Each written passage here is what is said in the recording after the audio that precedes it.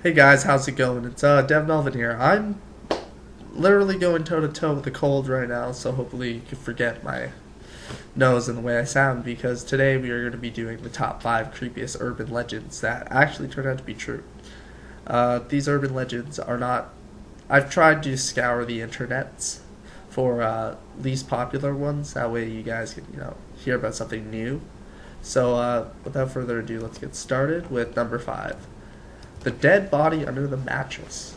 Now, the legend has it that a couple checks into a hotel and they have to put up with a foul odor in their room all night. They call the staff to complain, and somebody figures out that the stench is coming from the bed.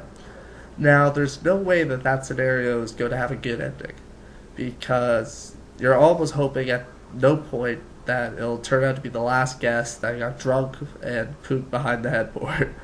But no, the staff take off the mattress and discover the couple had been sleeping over the rotten body of a dead girl who had been stuffed in the box spring. The truth.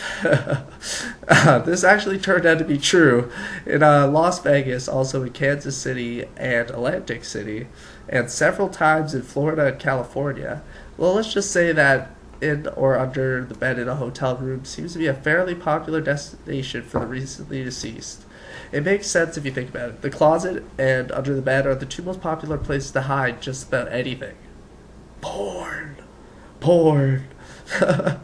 So it's not surprising that a hell of a lot of corpses end up there as well.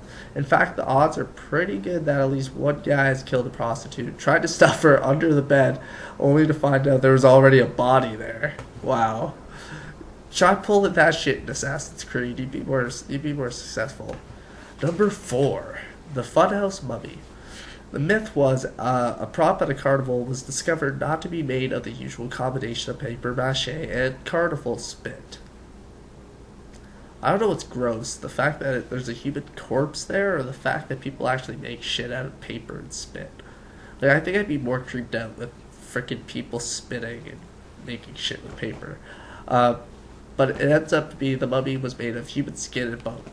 All the little kiddies at the haunted house had been poking and giggling at a real, mummified, dead body. The truth.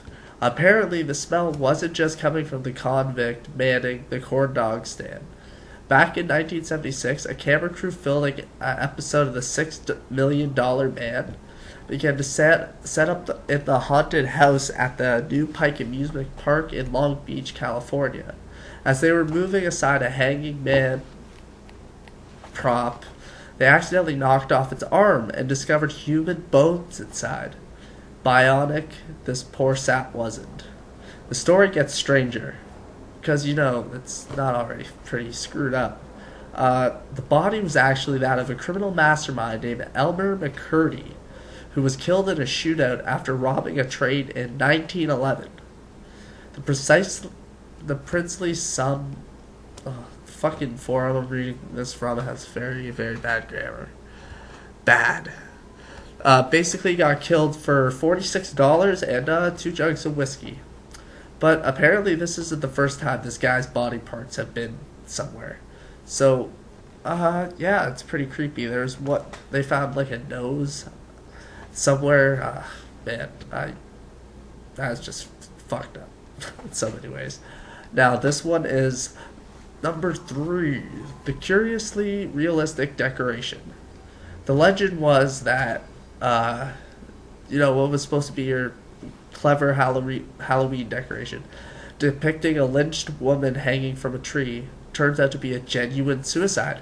The truth was that in Frederica, Delaware, a 42-year-old woman, perhaps just by the fact that she lived in Delaware, hung herself from a tree near a busy road on a Tuesday night.